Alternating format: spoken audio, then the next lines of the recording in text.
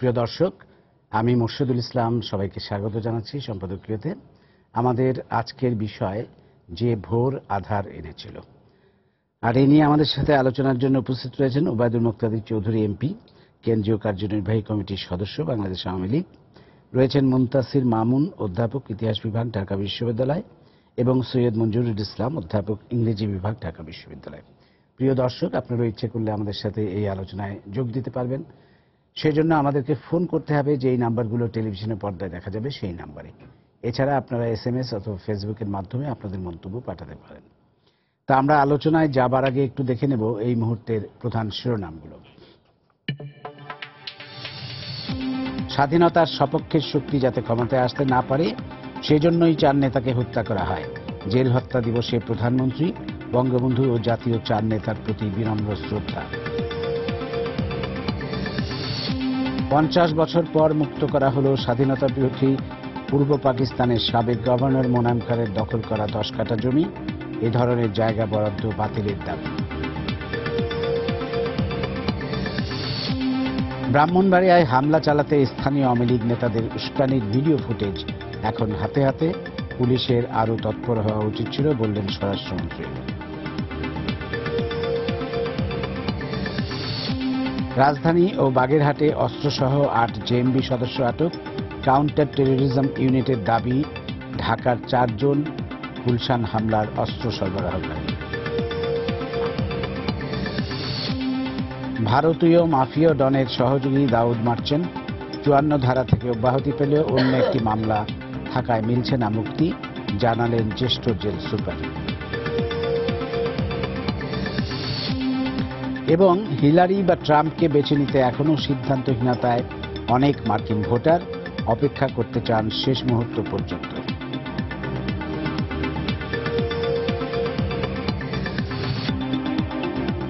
আমরা চলে আসবো আমাদের আলোচনায়।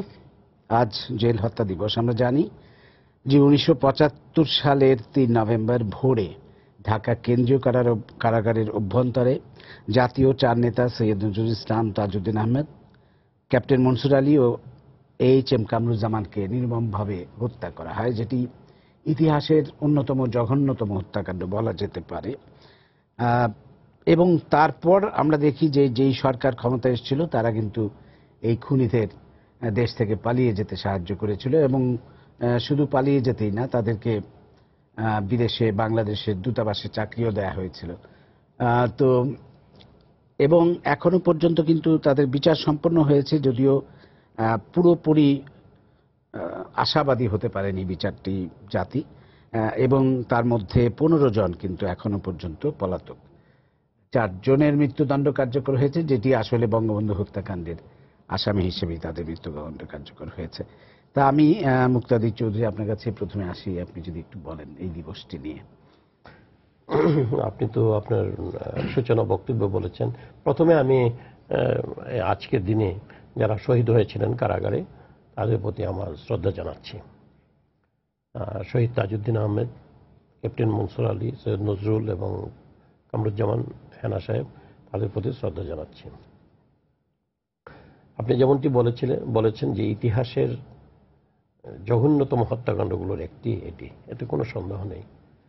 কোনো সভ্য জাতি চিন্তাও করতে পারে না যে যেখানে আপনি সবচেয়ে নিরাপদ থাকার কথা সেখানে কাউকে হত্যা করা হতে পারে। এটা কখনো কোনো সভ্য জাতি চিন্তা করতে পারে না। কিন্তু এমনটি আমাদের ঘটেছিল 1975 সালের 15ই আগস্টের পরে। 3 নভেম্বরে এই ঘটনা ঘটেছিল ঢাকার কেন্দ্রীয় কারাগারে। আপনি জানেন তদানীন্তন যে রাষ্ট্র ক্ষমতায় দখলকারী খন্দকার মোশতাক, তার প্রত্যক্ষ তত্ত্বাবধানে এবং তাকে যারা ক্ষমতায় বসিয়েছিল অবৈধভাবে, সেই মেজরদের প্রত্যক্ষ অংশগ্রহণে এবং তত্ত্বাবধানে, অংশগ্রহণ এবং তত্ত্বাবধান দুটি, কতিপয় সামরিক কর্মকর্তা জেলখানায় অনেকটা ফোর্সিবলি ঢুকে এই হত্যাকাণ্ড সংঘটিত করেছিল। এটার দীর্ঘদিন যাবৎ এটার নিয়ে বিচার হয়নি। অবশ্য হত্যাকাণ্ডে পরে এই হত্যাকারীদেরকে যারা দেশ থেকে যেতে সুযোগ করে দিয়েছিল, তারা হলো ঠিক এই সময়টাতে যে একটা স্টেলমেট চলছিল এবং ক্ষমতায় কে আছে এটা বোঝা যাচ্ছিল না। এই সময় যারা ক্ষমতা দখল করার চেষ্টা করছিলেন তাদেরও অংশগ্রহণ ছিল, ব্রিগেডিয়ার জেনারেল খালেদ মোশাররফ তারও অংশগ্রহণ ছিল। তারা একটা সেফ প্যাসেজ তৈরি করে দিয়েছেন যাওয়ার জন্য, নিজেদের ক্ষমতাকে সংহত করার জন্য, এবং মুশতাক তো ইনভেরিয়েবলি এটার সাথে জড়িত। এবং এটা পরবর্তীকালে তো যা হবার আমরা সব জানি যে জিয়াউর রহমান এসে প্রথমে তো এই যে ইনডেমনিটিকে সম্প্রসারিত করেছিল, এটার কোনো কেস টেস হওয়া যাতে না হয় সেটা তত্ত্বাবধান করেছিল জিয়াউর রহমান যখন ক্ষমতা দখল করলো জোর করে। এবং তার সময়ও এবং পরবর্তীকালে যে আরেক স্বৈরশাসক জেনারেল আরশাদ, সেই সময়ে এই খুনিদেরকে বিভিন্ন দেশের দূতাবাসে চাকরি দেওয়া হয়েছিল। কেউ কেউ রাষ্ট্রদূত, কাউকে রাষ্ট্রদূত করা হয়েছিল। এবং বেগম জিয়া ক্ষমতায় আসে তাদের একজন হত্যাকারীদের একজনকে তো একবারে পররাষ্ট্র সচিবই বানিয়ে ফেলেছিল, খায়রুজ্জামান বা এই ধরনের কিছু নাম হবে। তো এটা হলো যে সুপরিকল্পিতভাবে যারা এই দেশের স্বাধীনতাকে মেনে নিতে পারেনি, সেই সুপরিকল্পিতভাবে তাদের একটা প্রয়াস। এবং তারা এই চারজনকে হত্যা করলো কেন? এই চারজন ছিল যে মুক্তিযুদ্ধের প্রধান ব্যক্তিত্ব, যারা মুক্তিযুদ্ধের সময় দেশকে নেতৃত্ব দিয়েছিলেন কঠিন সময় বঙ্গবন্ধুর অনুপস্থিতি সত্ত্বেও, এবং বঙ্গবন্ধুর নির্দেশে তারা নেতৃত্ব দিয়েছিলেন। তাদেরকে তারা আশঙ্কা করেছিল যে তারা থাকলে পরে এখানে তারা শান্তিতে রাজত্ব করতে পারবে না, এবং যে কোনো সময়ই স্বাধীনতা সপক্ষের শক্তি একটা বড় বিরাট ধরনের অভ্যুত্থান হয়ে যেতে পারে এবং তারা আবার ক্ষমতায় আসতে পারে, এবং তারা যে এই যে পাকিস্তানি ধারা সূচনা করেছিল সেটা আবার উল্টে যেতে পারে। কারণ আপনারা জানেন পাকিস্তানি ধারা সূচনা খুবই ছোট্ট একটা স্লোগান থেকে হয়েছে। কারণ আপনার তদানীন্তন সময় রেডিও বা বাংলাদেশ বেতার এবং টিভিতে জয় বাংলা শব্দটা ব্যবহার করা হতো। তারা ছোট্ট করে ওই পাকিস্তান জিন্দাবাদের জায়গায় বাংলাদেশ জিন্দাবাদ চালু করে দিল। এই যে জিন্দাবাদ এজ এ হোল আমি এটাকে খুব একটা অবজেকশনেবল কিছু মনে করি না, এটা আমার ব্যক্তিগত অভিমত। কারণ জিন্দাবাদ একটি উর্দু শব্দ এবং এটা ভালো একটি শব্দ, এবং হিন্দিতেও এই জিন্দাবাদ ব্যবহার করা হয়। কিন্তু এটা যে পাকিস্তানের ধারাকে ফিরিয়ে আনার জন্য জিন্দাবাদ ব্যবহার করা হয়েছিল এত তো কোনো সন্দেহ নাই। পরবর্তীকালে আমরা যে দেখেছি যে, এবং এইটারই মানে আপনার হিসেবে ধারাবাহিকতায় এসে সেই তৈয়বকে আনা, এয়ার ভাইস মার্শাল না কি যেন, তৈয়বকে আনা, তারপরে তৈয়ব ভাই চাঁদতারা মার্কা পতাকা চাই, এরকম স্লোগান, এইভাবে বাংলাদেশটাকে পুরো দেশটাকেই ঠেলে দেওয়া হচ্ছিল। তো এই হত্যাকাণ্ডটা তো নিঃসন্দেহে, এবং এটার বিচার মুখ থুবড়ে ছিল। এবং জননেত্রী শেখ হাসিনা সরকার 1996 সালে যখন ক্ষমতায় আসেন তখন এটাকে বিচারগুলোকে করার একটা ব্যবস্থা নিয়েছেন। এখনো বিচার শেষ হয়নি, সুপ্রিম কোর্টে রায়টা হয়ে গেছে, পূর্ণাঙ্গ রায় পাওয়া গেছে। এখন আর কোনো আপনার বাধা নেই আর কি, এখন রায় কার্যকরী করাতেও বাধা নেই আর কি। তো 11 জনের মতো আসামি তো পলাতক আছে, 11 জন। আমি এটা অবশ্য পত্রিকার তথ্য থেকে বলছি, আমি নিজের কোনো তথ্য জানানি। আর অন্যান্য যারা আছে তাদের অনেকের মধ্যে 3 জনের মৃত্যুদণ্ড কার্যকর হয়েছে। কার্যকর হয়েছে না, মৃত্যুদণ্ড দেওয়া, হ্যাঁ, প্রায় 4 জনের মৃত্যুদণ্ড কার্যকর হয়েছে। তারা কিন্তু যাবজ্জীবন পেয়েছিলেন এই মামলায়। হ্যাঁ, আর বঙ্গবন্ধু হত্যাকাণ্ডে তারা মৃত্যুদণ্ড দণ্ডিত হয়েছেন। ও যে 3 জন আপনার ওই যে রিসালদার কি মুসলিম উদ্দিন নাকি এই ধরনের যারা আছে তারা অনেকে পলাতক আছেন এবং তারা বিভিন্ন দেশে আছেন। তারপরে একজন বোধহয় মেজর বা ক্যাপ্টেন র্যাঙ্কের একজন আছেন তাদের মধ্যে, উনিও কানাডায় আছেন, কি কিসমত বোধহয় এরকম কেউ আছেন। তো আমি মুনতাসির মামুন আপনার কাছে আসবো একজন ইতিহাসবিদ হিসেবে। আপনি যদি বলেন, এটি খুব দীর্ঘদিনের ইতিহাস নয়, 41 বছর হয়ে গেল তারপর, এবং আমরা যদি জানি যে বাংলাদেশের ইতিহাসকেই ঘুরিয়ে দেওয়ার একটি চক্রান্ত হিসেবেই তো এটি রচনা করতে চেয়েছিল ঘাতকরা। আপনি যদি একটু কিছু বলেন। ধন্যবাদ। আমি মুক্তিযুদ্ধ চৌধুরীর কথা সূত্র ধরে বলছি, কারণ তিনি মোটামুটি একটা বিস্তারিত নাম সহ সবার কথা বলেছেন। আমি আর সেই রকম বিস্তারিত যাব না, আমি একটু অন্যভাবে দেখার চেষ্টা করছি। সেটা হচ্ছে 3 নভেম্বরের ঘটনাকে আমরা বিচ্ছিন্নভাবে বিচার করতে পারবো না। এটাকে বিচার করতে হবে 15ই আগস্ট থেকে 7 নভেম্বর পর্যন্ত যেসব ঘটনাগুলি ঘটেছে তার পরিপ্রেক্ষিতে। কিন্তু তারও একটা ব্যাপার আছে, সেটা হচ্ছে যে এই 3টি এক সূত্রে জড়িত, এবং যেটা আপনারা শিরোনাম দিয়েছেন আজকে আলোচনায় যে আধার নেমেছিল, সেই আধার হ্যাঁ রাজনীতি ক্ষেত্রেও নেমেছে, সর্বক্ষেত্রে সমাজের সর্বস্তরে নেমেছে, সেদিক থেকে সত্য। ওই কারণে এটা করা হয়েছে, এই বিষয়ে কারো কোনো সন্দেহ নেই। কিন্তু মূল বিষয়টা হচ্ছে যে কেন করলো, কেনর প্রশ্নটা আমি এইভাবে খুঁজেছি যে আমাদের যে দ্বিজাতি তত্ত্বের যে ধারাটা ছিল সেটা ৭১ শেষ হয়ে গেছে, সেটা এখন বলার যৌক্তিকতা আমি দেখছি না। কারণ পরবর্তীকালে ঘটনাগুলি এটা প্রমাণ করে। ওই ধারা দুটোই ছিল, ওই ধারাটা একটা পরিসমাপ্তি হয়েছিল, আমরা মনে করেছিলাম যে ৭১, সেখানে একটি ধারা জয়লাভ করেছে। বঙ্গবন্ধু অনেক কিছুর মানে কারণে আমার মানে যুদ্ধটা হয়েছিল, কিন্তু একটা মূল বিষয় ছিল, সেটা হচ্ছে আমরা দীর্ঘদিন দ্বিজাতি তত্ত্বের মধ্যে থেকেও দীর্ঘদিন আমাদের শাসন করেছে কিন্তু সামরিক বাহিনী, সামরিক সমাজ তারা বলতে চেয়েছে, সামরিকায়ন করতে চেয়েছে। বঙ্গবন্ধু লড়াইটা সবকিছুর পরেও কিন্তু আরেকটা লড়াই ছিল যে নিরস্ত্রদের ক্ষমতায়ন। এটা কিন্তু একটা মূল বিষয়, এটা আমাদের জেনারেশন আমরা যতটা হয়তো ফিল করব, আমরা সবাই এটা কিন্তু অন্যরা করবে না। এবং ৭১ সালে যখন ৭১-এর পরে বঙ্গবন্ধু ক্ষমতায় এলেন, ৭১ সালের পরপরই আমরা দেখছি যে নিরস্ত্রদের ক্ষমতায়নের পদ্ধতিটা, প্রক্রিয়াটা শুরু হয়েছিল। এটা হচ্ছে একটা দিক। এই প্রক্রিয়া কি খুশি করেছিল সামরিক বেসামরিক আমলাতন্ত্রকে? করেনি। কারণ তারা আমাদের দিতে হবে ৭১-এ যারা যুদ্ধে গিয়েছিলেন তারা কিন্তু অধিকাংশই হচ্ছে লুঙ্গি পরা, গেঞ্জি পরা, খালি পায়ে সাধারণ মানুষ। তাদের যুদ্ধে নেতৃত্ব দিয়েছিলেন পাকিস্তান সামরিক বাহিনী থেকে যারা চলে গিয়েছিলেন। তাদের অনেকে শতপ্রণোদিত হয়ে গেছেন, অনেকে বাধ্য হয়ে গেছেন, অনেকে অন্য কারণে গেছেন। কিন্তু তারপরে আমি বলবো যে তারা লড়াই করেছেন, মুক্তিযোদ্ধা ছিলেন, তাদেরকে আমাদের শ্রদ্ধা আমরা জানাচ্ছি। কিন্তু একটা বিষয় ভুললে চলবে না, যে অন্তিমটা কোথায়, মানে অন্তিমটা আমি বলছি প্রশিক্ষণটা কোথায়। যেমন আজকে যদি যে ট্রাম্প হিলারি ব্যাপার নিয়ে আমি বলছিলাম মুক্তিযোদ্ধাকে, যে রিপাবলিকানকে দেওয়া হয়েছে FBI, সে শেষ মুহূর্তে এমন একটা কাজ করলো যাতে রিপাবলিকানরাই ক্ষমতায় আসে। সেরকম কাকুল কালচারে যারা এসেছিলেন পাকিস্তান থেকে এখানে, তাদের মাথার মধ্যে কিন্তু কাকুল কালচারের ব্যাপারটা রয়ে গিয়েছিল। সেটার পরিচয় পায় যদি আপনার আত্মজীবনী অনেকের বিশ্লেষণ করেন, যে মুক্তিযুদ্ধের সময় কিন্তু একটা কথা উঠছিল যারা নাকি গিয়েছিলেন সেনারা, যে আমরা তো যুদ্ধ করছি, মানে এটা তাদের ইয়েতে, আমরা যুদ্ধ করছি, তাহলে ক্ষমতায় কারা থাকবে?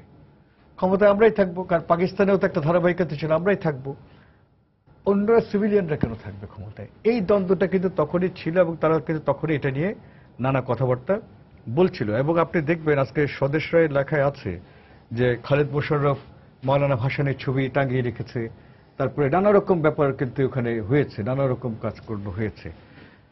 এর পরিপ্রেক্ষিতে আমরা দেখছি যখন বঙ্গবন্ধু সময় একটা হচ্ছে আন্তর্জাতিক চক্রান্ত, দুটি কারণে আমার মনে হয়েছে, একটা ধর্মনিরপেক্ষতা এবং সমাজতন্ত্র মৌল উপাদান রাখাতে। সমাজতন্ত্র মানে যারা আছে পুঁজিবাদী দেশগুলি পছন্দ করেনি, আর ধর্মনিরপেক্ষতা রাখাতে যারা মানে ইসলামপন্থী আছে তারা করেনি। আন্তর্জাতিক ষড়যন্ত্র। আরেকটা হচ্ছে সুপার পাওয়াররা ভাবেনি যে পাকিস্তান হারবে, পাকিস্তান হেরে যাওয়ার ফলে এই যে তারা এটা মানতে পারেনি। এবং আপনি দেখবেন বাংলাদেশের গণহত্যাকে কিন্তু পাশ্চাত্যে কখনো স্বীকৃতি দেওয়া হয়নি, এখনো না, এখনো দিচ্ছে না। কারণ দিলে তারা কিন্তু দোষী হয়ে যায়, যে কারণে দ্বিতীয় বিশ্বযুদ্ধের পর সবচেয়ে বড় গণহত্যাকে কিন্তু কোনো রকম স্বীকৃতি দেওয়া হয়নি। যে কারণে আমরা নির্মূল কমিটি থেকে বারবার বলছি, বিভিন্ন পার্লামেন্টে এটা ওঠানো উচিত, যেটা আর্মেনিয়ানরা কয়েকশো বছর পরে তাদের স্বীকৃতি আদায় করে নিয়েছে। এখন যখন বঙ্গবন্ধুর সময় একদিকে আলবদররা আছে, একেবারে চরম বামরা আছে, পাকিস্তানি ধারায় যারা বিশ্বাসী আছে তারা আছে, এগুলো অভ্যন্তরীণ ক্ষেত্রে আন্তর্জাতিক দুটো মিশে ওই যে ধারাটা 47-এর যে ধারা আমরা বলেছিলাম যে চলে গেছে, সেটা কিন্তু জোরদার হয়েছে, এবং তাদের প্রতিনিধি হিসেবে সেনাবাহিনী কাজ করেছে। একটা বিষয় বলি, এটা আমি একেবারে কাগজে কলমে দেখে আমি বলবো, আমরা একটা গবেষণা করেছি, আমি একটা সেটা বই আকারে বেরিয়েছে, বাংলাদেশের জেনারেলদের মূল।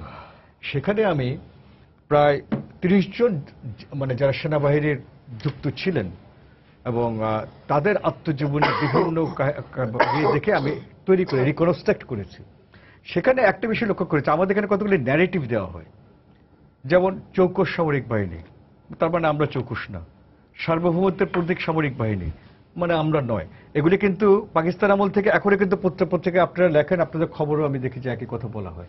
এই ধরনের ন্যারেটিভগুলি আমাদের ন্যারেটিভগুলিকে ঠেকে দিচ্ছিল। সেখানে যে ন্যারেটিভটা দেওয়া হয়েছে যে সেনাবাহিনী কয়েকজন বিপদগামী মানে সৈন্য এই কাজটি করেছে। নো, খালেদ মোশাররফ থেকে জিয়াউর রহমান কি বিপদগামী? আমরা তো সেটা বলবো না, কারণ তারা তো মুক্তিযুদ্ধের। ওই যে কে ক্ষমতায় থাকবে, কাকুল কালচার, সেটার একটা ব্যাপার এসেছে। তার থেকে অপোজ করেনি। না না, আমি বলছি যে না না না, ওখানে আপনি কেউ ওখানে দেখবেন জেনারেল শফিউল্লাহ ছাড়া মোটামুটি সবাই বিষয়টা জানতো, তাদের ব্যাপার মানে লেখাতেই আছে মোটামুটি জানতো। আর জেনারেল মইনুল এটার বাইরে ছিলেন, মইনুল ইসলাম হক চৌধুরীরা কি জানে মারা গেছেন, দেশে ছিলেন না উনি ছিলেন, পরে এসেছিলেন। আচ্ছা, এখন যেটা হলো তার মানে কি? তার মানে তারা জানতেন, তাদের সায় ছিল, কিছু লোককে দিয়ে দিয়েছে, তারা কাজটি করেছে। না হলে 15ই আগস্ট থেকে 7ই নভেম্বর পর্যন্ত আমাদেরকে বিশ্বাস করতে হবে যে সেনাবাহিনীর কর্মকর্তারা কোনো কিছুই করতে পারেনি এবং 3 নেতাকে প্রাণ দিতে হলো, তারা কিছুই করতে পারেনি, 4 নেতাকে। তার মানে এগুলি হচ্ছে যে স্তরে স্তরে পরিকল্পিত। আরেকটা বিষয় আপনার বলার আছে এখানে, 7ই নভেম্বরে অনেককে আমরা মহিয়ান করি। কি কারণে মহিয়ান করি? একটা হচ্ছে বিপ্লব ও সংহতি দিবস। কিসের বিপ্লব? বিপ্লব মানে যেটা করেছে, তো বিপ্লব মানে তো বঙ্গবন্ধুকে উৎখাত করে বিপ্লব। তো সেটা আপনি তো আমি বিপ্লব বলতে পারবো না। সংহতি কার সঙ্গে? পাকিস্তান জিন্দাবাদ, নারায়ে তাকবীর, হ্যাঁ, বাংলাদেশ জিন্দাবাদ বলে ধরে দিল, তাদের সঙ্গে সংহতি। এটা তো পাকিস্তানের সংহতি, আমি কেন সেটার সঙ্গে সংহতি জানাবো? এই বিষয়গুলি কিন্তু আমরা এড়িয়ে যাই। তার মানে ক্ষমতার দ্বন্দ্ব। আরেকটা বিষয় আপনারা লক্ষ্য করছেন কিনা জানি, 23 নভেম্বরের হত্যাকাণ্ডের পরে একটা তদন্ত কমিশন গঠন করা হয়েছিল, যেটা প্রধান ছিলেন ওই যে এরশাদের বিচারপতি আহসানুল্লাহ আছে, জাস্টিস সোভান ছিলেন, আর মধ্যে জাস্টিস আফজাল ছিলেন। এইটা কিন্তু আপনার 2 দিন পরে এই তদন্ত কমিটিকে বাতিল করে দেওয়া হয়। এটা কিন্তু অনেকে বলেন না কেন বাতিল করা হলো, কারা ক্ষমতায় ছিল, কি করলো। সুতরাং 7ই নভেম্বরে যেটা কাজটা হলো বিপ্লব সংহতি না, ক্ষমতায় কোন সেনাপতি যাবেন, কোন জেনারেল ক্ষমতায় যাবেন, এটার সঙ্গে কোনো বিপ্লব, কোনো সংহতি, কোনো আওয়ামী লীগ, কোনো ভারত বিরোধিতা, কোনো কিছুর কোনো সম্পর্ক নেই। নিছক ক্ষমতার দ্বন্দ্ব। এবং এই ক্ষমতার দ্বন্দ্বে জিয়াউর রহমান চালাক চতুর ছিলেন, তিনি জিতে গেলেন। কারণ তিনি শুরু থেকেই ছিলেন, তিনি তার ছক এভাবে সাজিয়েছেন, তিনি জিতে গেলেন, বাকিরা পরাজিত হলো। এই হচ্ছে সম্পূর্ণ ইতিহাস। কিন্তু আপনি যেটা বলেন আধারটা নামলো কেন, মুক্তাদিরও যেটা কথা বলেছে, হয়তো মঞ্জুর আরও বলবে, আমরা দ্বিজাতি তত্ত্বের ধারায় আবার ফিরে গেলাম। যে ধারাটি আমরা পরিত্যাগ করেছিলাম, ইতিহাসটা আবার 47 থেকে আমাদের শুরু করতে হলো। সেই রাজনীতিটা এখনো চলছে, এখনো সেই ষড়যন্ত্রের রাজনীতি এবং দ্বিজাতি তত্ত্ব এখনো বিদ্যমান। যদি না হয় তাহলে এই যে আপনার নাসির নগরে যে কাণ্ডটি হলো, এবং আজকে আপনাদের নিউজে যেসব কথা দেখানো হচ্ছে, পত্রিকায় যেসব কথা পড়ছি, মুক্তাদিরের জন্য বিষয়গুলি বিব্রতকর। তিনি আবার ওয়ার্কিং কমিটির সদস্য, কিন্তু কথা হচ্ছে যে তাহলে কারা করছেন? অর্থাৎ ওই যে মানুষ জগতে পাকিস্তান এখনো আমাদের থেকে যায়নি। এবং আমার মনে হয় আপনি মুক্তিযুদ্ধের পক্ষের শক্তি আমরা সবাই, কিন্তু আমাদের মধ্যে পাকিস্তানের জন্য যেন কেমন একটু ব্যথা লাগে, পাকিস্তান কোথাও হারলে একটু ব্যথা লাগে, পাকিস্তান একটু ভালোবাসা এটা ত্যাগ করতে পারেনি, যেটা অন্যান্য দেশে ত্যাগ করেছে। ওই কারণে আজ পর্যন্ত আপনি বিএনপি জামাতের কথা উঠলে বলেন যে তাদেরকে পলিটিক্যাল ডেমোক্রেটিক স্পেস দিতে হবে। আরে যে বাংলাদেশে বিরোধিতা করছে তাকে আপনি ডেমোক্রেটিক স্পেস দেবেন কেন? যে বিএনপি আপনার সমর্থন করছে জামাতকে, যুদ্ধপরাধী বিচারকে, তারপরে আপনি ডেমোক্রেটিক স্পেস দেবেন কেন? পৃথিবীর কোন দেশে দিয়েছে? জার্মানিতে দেয় না, পাকিস্তানে দেবে, আমেরিকাতে দিচ্ছে, পাকিস্তানে দেবে। বাংলাদেশের করে পার্টি করলে তাকে ডেমোক্রেটিক স্পেস। কিন্তু আমাদের যারা ভদ্রলোক, আপনারা কি সুশীল না কি বলেন যেন, তারা কথায় কথায় ডেমোক্রেটিক স্পেস চান, এবং আওয়ামী লীগ এক্ষেত্রে সমঝোতা করছে। এই সমঝোতা করার কারণে বিভ্রান্তির সৃষ্টি হচ্ছে, আওয়ামী লীগের ভিতরে বিভ্রান্তি তৈরি হচ্ছে। তা পাকিস্তানের জন্য কি আমাদের একটু মায়া রয়ে গেছে? হিজাবিদের কেন এখনো তাহলে আমাদেরকে সমঝোতা করতে হয়? হ্যাঁ, ষড়যন্ত্রের রাজনীতি আপনি বিনাশ করতে চাবেন, আপনি বঙ্গবন্ধু 4 নেতার প্রতি শ্রদ্ধা জানাতে চাইবেন, মুক্তিযোদ্ধার কথা বলবেন, জামাতকে নিষিদ্ধ করবেন না, বিএনপিকে ডেমোক্রেটিক স্পেস দিতে হবে, এত সব গোলমালে ব্যাপার হয় না। ধন্যবাদ। আবার আসবো পরে আপনার কাছে। আমরা স্যার মঞ্জুর ইসলাম স্যারের কাছে যাব, তার আগে আমাদের সাথে একজন দর্শক ফোনে আছেন, আমরা একটু ফোনটা নেই। প্রিয় দর্শক, আপনার পরিচয়টা দিয়ে প্রশ্নটা করুন। জি, আসসালামু আলাইকুম। ওয়ালাইকুম আসসালাম। আমি চট্টগ্রাম থেকে শেখ শহীদ বলছিলাম। আমি একজন মুক্তিযোদ্ধা পরিবারের সন্তান, আওয়ামী পরিবারের সন্তান। আমি আমাদের স্যারের বক্তব্যটা শুনতেছিলাম। আমার একটা প্রশ্ন, যে বঙ্গবন্ধু যখন পশ্চিম পাকিস্তানের জেল থেকে আসে বাংলাদেশে 10 জানুয়ারি, তখন মাত্র 25টা পাউন্ড ছিল বাংলাদেশ ব্যাংকে, আর কোনো কিছু টাকা ছিল না। 25 পাউন্ড নিয়ে কিন্তু উনি যাত্রা শুরু করেছিলেন। ঠিক 72 সালের অক্টোবর 30 তারিখ জাসদের জন্ম হলো, এবং 15 আগস্টে বঙ্গবন্ধু হত্যা, এবং 11 নভেম্বরে 75 15 আগস্টে বঙ্গবন্ধু হত্যা, এবং 7 নভেম্বর পর্যন্ত যে ঘটনাগুলি ঘটছে সেখানে জিয়া রহমান তো অবশ্যই পাকিস্তান আমল থেকেই বাংলাদেশের বিরুদ্ধে ছিল, ওর ষড়যন্ত্রকারী আছেই। কিন্তু এর সাথে জাসদের যে তাহের আছে, তাহের সাহেব, কর্নেল তাহের, জলিল, এরা জড়িত কিনা আমার এটা প্রশ্ন স্যারের কাছে, গভর্নমেন্ট স্যারের কাছে। আর আমি কিন্তু প্রথমেই বলেছি যে বিপ্লবের কথা অনেকে বলেন, সেই কারণে তো বিপ্লব ও সংহতি দিবস বলে। আমি তো আগেই বলেছি কিসে বিপ্লব, কি বঙ্গবন্ধুকে উৎখাত করে কি বিপ্লব? এটা কর্নেল তাহেরই করেন আর মেজর জলিলই করেন, বিপ্লবের নাম দিয়ে করেন। বঙ্গবন্ধুকে উৎখাত এবং হত্যার সমর্থন এটা কখনো, এটা বাংলাদেশের ধারায়, বাঙালি ধারার রাজনীতির সঙ্গে যুক্ত নয়। এটা বিপ্লবের কথা অনেকে বলতে পারে। স্যার সৈয়দ মনিরুল ইসলাম স্যার, আপনার কাছে যাবো, আপনি যদি একটু কিছু বলেন। আমি একটু ভিন্নভাবে জিনিসটা দেখার চেষ্টা করছি। মামুন বলেছে যে দ্বিজাতি তত্ত্ব, এই ভূতটা আমাদের ঘাড়ে, আমরা ভেবেছিলাম ফেলে দিয়েছি, কিন্তু আমাদের ঘাড়ে চেপে আছে প্রবলভাবে। হয়তো 2টো পা ছিল এক সময়, এখন 4টা পা গজিয়েছে, আমাদের আঁকড়ে ধরছে। এখান থেকে আমাদের বেরোতে হবে। কিন্তু সেই 3রা নভেম্বরের আগে পর্যন্ত আপনি 15 আগস্ট থেকে দেখুন, একটা ধারাবাহিকভাবে কাজ সংগঠিত করে যাচ্ছে কারা? যারা বাংলাদেশের শত্রু ছিল, যারা বঙ্গবন্ধুকে উৎখাত করেছে, তারা বাংলাদেশের বাঙালিয়ানার যে একটা প্রকাশ ঘটেছিল সেটাকে উৎখাত করার চেষ্টা করেছে, এবং তারা সচেষ্ট ছিল একেবারে শুরু থেকে। তারা হিসাব নিকাশ করে অগ্রসর হয়েছে। 4 জন কেন প্রশ্ন উঠতে পারে। আমি চিন্তা করে দেখেছি 4 নেতাকে কেন তারা বেছে নিয়েছে। তারা কিন্তু অত্যন্ত পরিকল্পিতভাবে কাজটা করেছে। আমাদের কোনো পরিকল্পনা নেই, আমরা এখনো কোনো পরিকল্পনা নেই। আমরা জানি না যে এই অপশক্তিগুলির মোকাবেলা আমরা কিভাবে করতে পারি। ওরা কিন্তু একেবারে দাবার চালের মতো গুটিগুলি চালছে। দেখুন, মামুন বলেছে নিরস্ত্রদের ক্ষমতায়ন করার চেষ্টা করেছেন বঙ্গবন্ধু। এই 4 নেতা তার বড় প্রবক্তা ছিলেন। তারা অহিংসতায় বিশ্বাস করতেন, তার মানুষের ক্ষমতায় বিশ্বাস করতেন। দ্বিতীয় যে কাজটি বঙ্গবন্ধু করার চেষ্টা করেছিলেন, প্রান্তজনের ক্ষমতায়ন। এই গরিব কৃষক মেহনতি মানুষের যে ক্ষমতায় নিয়ে আসা, তার আত্মজীবনী, অসমাপ্ত আত্মজীবনী পড়লে বোঝা যায়।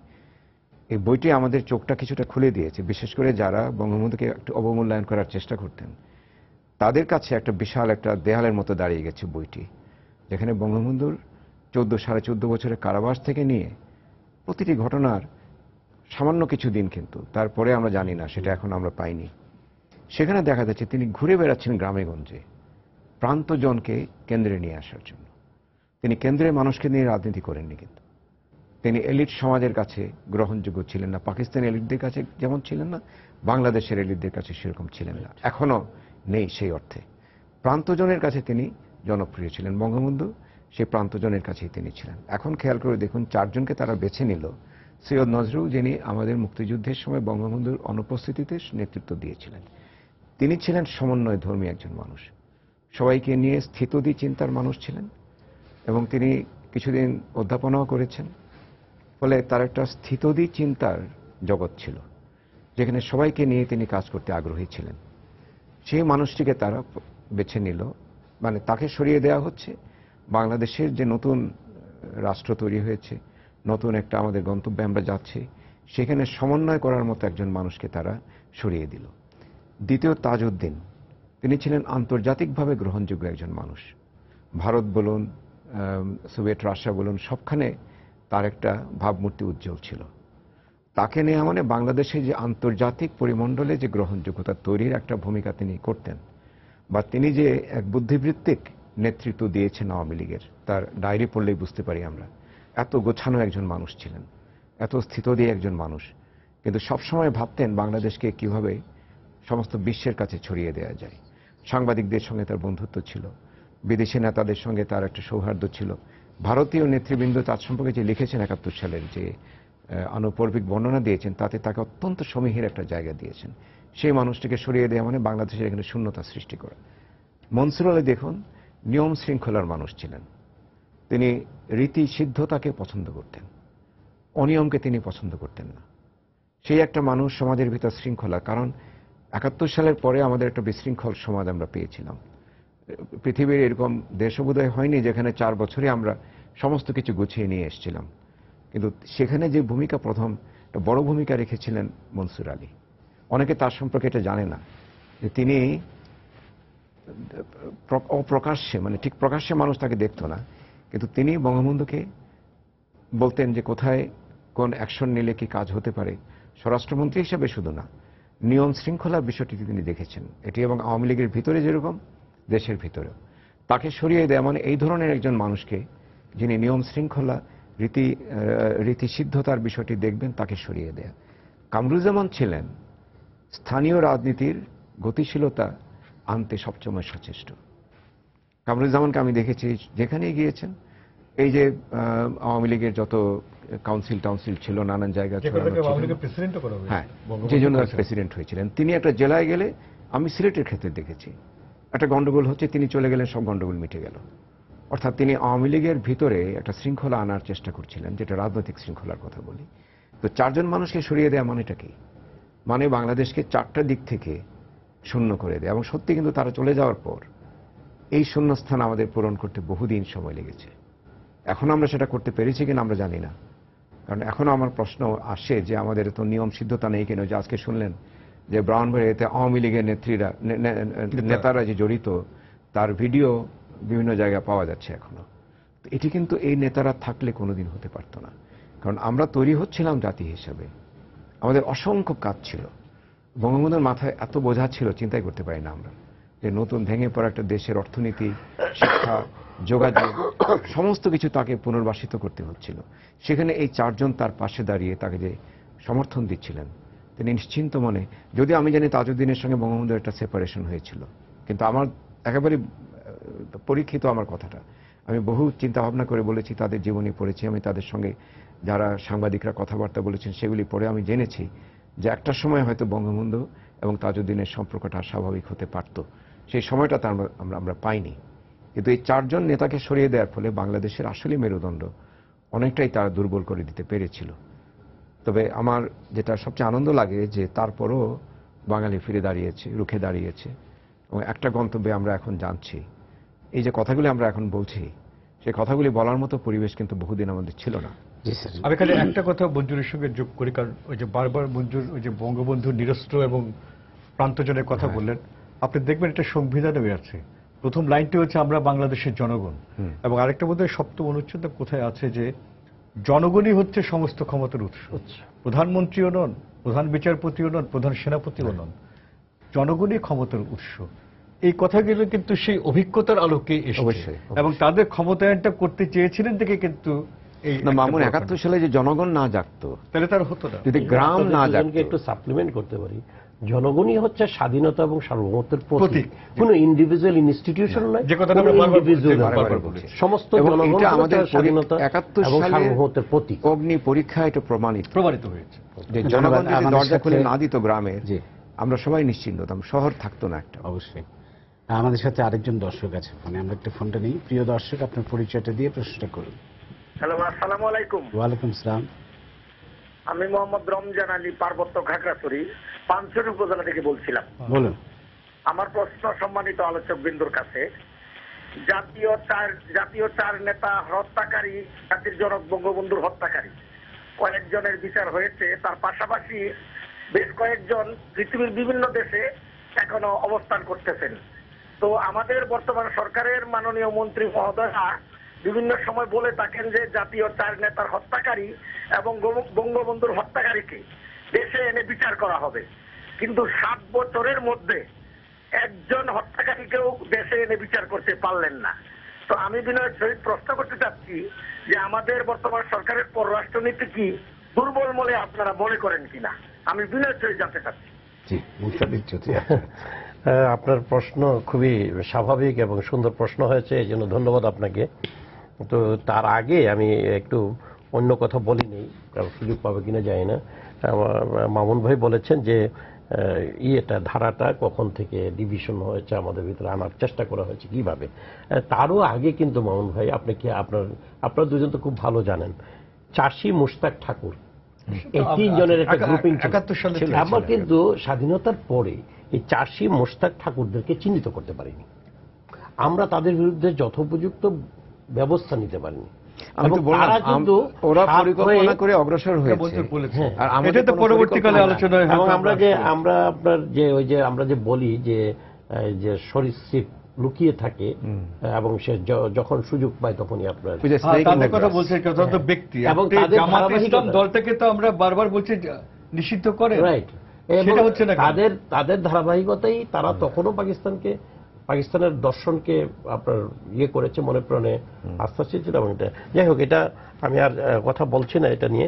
আর মনসুর আলী সম্পর্কে আর একটু বলি, মনসুর আলী সাহেব কিন্তু বাংলাদেশের স্বাধীনতার পরেই আপনার ইয়েও ছিলেন, এইখানের ইনফ্রাস্ট্রাকচার গড়ে তোলার ক্ষেত্রে এটা বিশাল ভূমিকা যোগাযোগ শৃঙ্খলা বিষয়টা জানতেন, যোগাযোগ মন্ত্রী হিসেবে যেমন আপনার স্বরাষ্ট্রমন্ত্রী হিসেবে খুব রাফ এন্ড টাফ ছিলেন এবং তিনি শৃঙ্খলা ফিরিয়ে আনার ক্ষেত্রে কাজ করছিলেন, তেমনি ভাবে ইনফ্রাস্ট্রাকচার ডেভেলপমেন্টের ক্ষেত্রে একটা বিশাল আপনার। তবে আমাদের দর্শক যেটা প্রশ্ন করেছেন, তবে সবচেয়ে বড় কথা দর্শকের প্রশ্নটা একটা বলে নেন, সবচেয়ে বড় কথা তাদের সততা ছিল ঠিকই গ্রহণযোগ্যতা ছিল, এবং এটা তাদের কারো বিরুদ্ধে কোনো অভিযোগ আজ পর্যন্ত কেউ অঙ্গলি তুলতে পারেনি তাদের সততা এবং নেতৃত্বের গুণাবলী নিয়েও। তবে একজন দর্শক বোধহয় আপনাকে প্রশ্ন করেছেন। হ্যাঁ, দর্শকের ব্যাপারে আমি শুধু বলতে চাই যে এটা আমাদের সকলের কাছেই প্রশ্ন, যে আমাদের পররাষ্ট্রনীতির দুর্বলতা নয়, বিভিন্ন দেশের বিভিন্ন রকমের আইন কানুন আছে।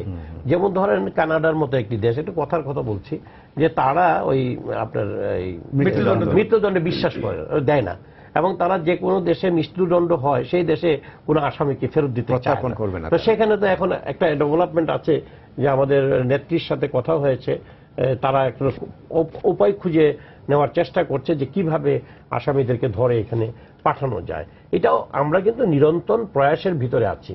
আমাদের সময়ে একেবারে ব্যর্থ হয়েছে তা না, আমরা তো একজন এনে ফাঁসিও দিয়েছি, একজন আসামিকে এনে বাইরে থেকে এনে ফাঁসিও দিয়েছি আপনার এই গত টার্মে। আপনার এই যে ক্যাপ্টেন কি যেন মেজর ফজলুল হক তাকে এনে ফাঁসি দিয়েছে। সুতরাং আমরা পারছি না এই কথা না, তবে চেষ্টা আছে সবসময়। পররাষ্ট্রনীতি তো আমি মনে করি একটা চমৎকার পররাষ্ট্রনীতি আমাদের আছে। এখন আমাদের দেখেন আপনি চায়নার সাথে সম্পর্ক, রাশিয়ার সাথে যাই হোক, আজকে তেসরা নভেম্বরের সাথে এটা জড়িত নয়, পররাষ্ট্রনীতি বিশ্লেষণ করতে যাব না। শুধু এইটুকু বলবো, পররাষ্ট্রনীতিতে কোনো দুর্বলতা নেই, ভালো সবল পররাষ্ট্রনীতি আমাদের, এবং আমরা অন্যান্য দেশের আইনগুলোর সাথে সঙ্গতি রেখে চলতে গিয়েই আমাদেরকে হয়তো বিলম্ব হচ্ছে। সঙ্গে একটু সাপ্লিমেন্ট করছি, প্রশ্নটা এসে আবেগের থেকে, খুব আবেগকে আমরা মানে গ্রহণযোগ্য মনে করি, কিন্তু বাস্তবটা আমাদের দেখতে হবে। রাইট, বাস্তব 45 বছর যদি আমি শেখ হাসিনা যদি ক্ষমতায় না আসতেন তাহলে আমরা তো বিচারই করতে পারতাম না। আমি আরেকটি বা এরকম আলোচনায় বোধহয় একটু ভুল বলেছিলাম, সেটা হচ্ছে আমি মুক্তাদির বিষয় করে আমার ধারণা ছিল সুপ্রিম কোর্টে এখনো বিচারের শেষ ধাপটি শেষ হয়নি, এখন রায়টি শেষ হয়ে গেছে। আমি সেই ভুলটি শুধরে দিচ্ছি যে রায়টা দেওয়া হয়েছে, তো আমরা যে রায় পর্যন্ত পৌঁছেছি সেটাও তো একটা বিশাল ব্যাপার। তো এটা কিন্তু এর সঙ্গে আমি বলছি যে আমরা সবসময় দাবি করে এসেছি এই ধরনের বিভ্রান্তিগুলি কাটাবার জন্য বা তরুণ প্রজন্মকেও, সেটা হচ্ছে 15ই আগস্ট থেকে 7ই নভেম্বর পর্যন্ত সমস্ত ঘটনাবলী এবং এই যে যারা শহীদ হয়েছেন, এই পুরো বিষয়টা নিয়ে একটা কমিশন করা দরকার, যেটা বিদেশে হয়, যে কারা ছিল, কেন হয়েছিল, কি হয়েছিল। এটা কিন্তু আমার মনে হয় যে একমাত্র বর্তমান সরকারই পারবেন একটা কমিশন করা উপযুক্ত লোকদের নিয়ে। সেই কমিশনের রিপোর্টটা যখন থাকবে এটা একটা ঐতিহাসিক দলিল হবে, এবং তখন এই যে নানা বিভ্রান্তিকর প্রশ্ন করার সুযোগ অনেকে পাচ্ছেন সেটা পারবেন না। এবং শুধু তাই না, বঙ্গবন্ধু হত্যাকাণ্ডের কাণ্ডে রাজনৈতিক শক্তি সমূহের যে যে ভূমিকা ছিল সেটাও কমিশনের আওতায় আসবে। আমি সেই জন্য বলছি 15 আগস্ট থেকে 7 এটা একটা কমিশন কিন্তু এখনো হতে পারে, এখনো হতে পারে কমিশন। এটা হওয়া উচিত। 15 আগস্টের কমিশন 10 জানুয়ারি থেকে মামুন 10 জানুয়ারি থেকে দেখতে হবে না, সেটা তো যখন বিচার হবে তখন কাচের নিচে 10 জানুয়ারির পর সমস্ত ঘটনা আসবে, সেটা কারণ ওইখান থেকে শুরু হয়েছে। রাইট। কিন্তু আমরা মানে যেটা বলা হচ্ছে কমিশন তো ঠিক আছে, কমিশন হওয়া উচিত, কিন্তু আমরা তো জানি যে কারা কারা তাদেরকে প্রশ্রয় দিয়েছে, আশ্রয় দিয়েছে, বাইরে যেতে সাহায্য করেছে, তো তাদের কেন বিচার বা তাদের চিহ্নিত করে আমরা বিচারের আওতায় আনতে পারছি না কেন? মূল আসামিদের বিচারটা করাই তো আমাদের জন্য অনেক মানে 45টা, আমরা কিন্তু 21 বছর জননেত্রী শেখ হাসিনা 96 সালে ক্ষমতায় আসার আগ পর্যন্ত 21 বছর অনেক ডকুমেন্টস কিন্তু তার ডিস্ট্রয় করে দিয়েছে। এইসব জোগাড় করা আনা, আমার মনে আছে বঙ্গবন্ধু হত্যাকাণ্ডের যে বিচার করতে গিয়ে আপনার ওই যে কি একটা ব্রডকাস্টিং কর্পোরেশন আছে ব্রিটিশ গায়ানার ওই সব জায়গায় পাওয়া গেছে, ওখান থেকেও আপনার ডকুমেন্ট নিয়ে আসতে হয়েছে, ওই যেখানে আপনার ওই যে ফারুক দম্ভ পরে বলছে যে আমি ইন্ডিপেন্ডেন্ট টেলিভিশনের ওইখান থেকে আপনার এইসব অনেক কিছু করতে হয়েছে। সুতরাং 21 বছরে তো সমস্ত কিছু আপনার নষ্ট করে দেওয়া হয়েছে। Granada television, thank you. Granada টেলিভিশনের কাছ থেকে আনা হয়েছে। এটা আমি তখন প্রধানমন্ত্রী একান্ত সচিব হিসেবে এটা আমার জানা ছিল এবং জড়িতও ছিলাম। তো এইসব সময়টা এটা বিশাল সময় গেছে যেখানে অনেক কিছু নষ্ট করে দিয়েছে এবং পুরো 21 বছর শুধু ওই যে আপনার 83 দিন মুশতাকের 83 দিন, এই মুশতাকের 83 দিনের শাসনই কিন্তু আবার ঘুরে ফিরে ওই 21 বছর চলেছে। মুশতাকের 83 দিনের শাসনের সাথে ওই আপনার 21 বছরের শাসনের মূলগত কোনো পার্থক্য নেই। মুশতাকের 83 দিনের শাসন ছিল তাদের ভিত্তি এবং এই ভিত্তির উপরে তারা তাদের দর্শনকে, তাদের অ্যাক্টিভিটিকে বিকশিত করেছে এবং সেইটারই ফল আমরা ভোগ করেছি।